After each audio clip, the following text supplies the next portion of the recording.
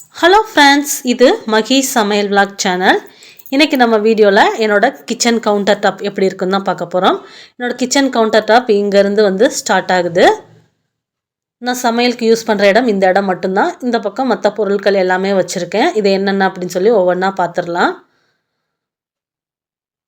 சமையல் செய்கிறதுக்கு முன்னாடி ஃபஸ்ட்டு தீபம் ஏற்றி சாமி கும்பிட்டு அதுக்கப்புறம் சமையல் செய்யலாம் அப்படின்னு சொல்லி ஃபஸ்ட்டு தீபம் ஏற்றி சாமி கும்பிட்டு அதுக்கப்புறம் தான் வந்து பார்த்திங்கன்னா சாதத்துக்கு வந்து ஒலை வச்சுருந்தேன். இப்போ அரிசி போட்டு கொதிக்க ஆரம்பிச்சிருச்சு. இன்றைக்கி பார்த்திங்கன்னா சாதமும் வெண்டிக்காய் புளிக்குழம்பும் தான் நம்ம வீட்டில் சமையல்.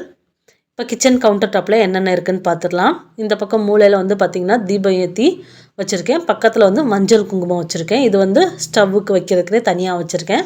அப்புறம் சாம்பிராணி, இது வீட்டிலே செஞ்ச சாம்பிராணி. சாமி படத்துக்கு போட்ட பூ இருக்கு இல்லையா, அதை நம்ம எடுத்து வச்சுருப்போம்ல, அந்த பூவிலேருந்து செஞ்ச சாம்பிராணி. அப்புறம் அங்கே கோல்டு வினர் ஒரு பாட்டிலு எண்ணெய் வந்து ஊற்றி வச்சுருக்கேன். அப்புறம் நல்லெண்ணெய் அது ஒரு பாக்ஸில் வச்சுட்டு அது கூடவே லைட்ரு வச்சுருக்கேன்.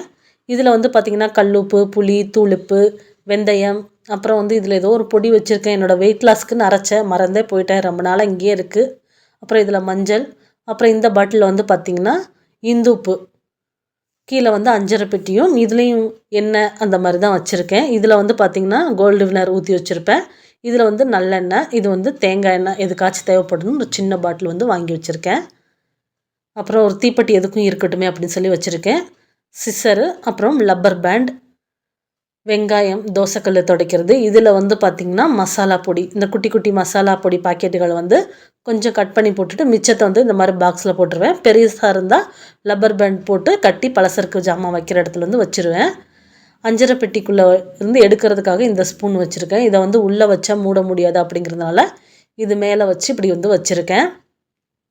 என்னோடய கிச்சன் கவுண்டர் டாப்பு இந்த மாதிரி தான் இருக்கும். அப்புறம் வந்து பார்த்திங்கன்னா பக்கத்தில் இந்த பாட்டில் வந்து இது வந்து தூளுப்பு வந்து நார்மல் தூளுப்பு வந்து போட்டு வச்சுருப்பேன். இப்போ தான் காலியானதுனால கழுவி வச்சுருக்கேன். இதில் வந்து பார்த்திங்கன்னா பால், சின்ன வெங்காயம் கிலோ 100 ரூபா அப்படின்னு சொல்லி இங்கே வந்து வாங்கியிருக்கேன். இங்கே வந்து ரேட்லாம் கூட தான். இதில் வந்து நம்ம ஸ்நாக்ஸ் பாக்ஸு, இதுக்குள்ளே என்ன இருக்குன்னு ஆல்ரெடி போன வாரம் வீடியோலேயே பார்த்துருப்பீங்க. இங்கே வந்து பார்த்திங்கன்னா தேங்காய், வெங்காயம், உருளைக்கிழங்கு அந்த மாதிரி எல்லாமே வச்சுருக்கேன்.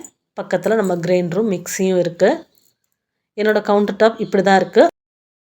இது எப்படி இருக்குது அப்படின்னு சொல்லி மறக்காமல் கமெண்ட் பண்ணுங்கள். இந்த வீடியோ உங்களுக்கு பிடிச்சிருந்தா வீடியோக்கு ஒரு லைக் பண்ணிக்கோங்க. மறக்காமல் நம்ம மகி சமையல் விளாக் சேனலுக்கும் சப்ஸ்கிரைப் பண்ணிக்கோங்க.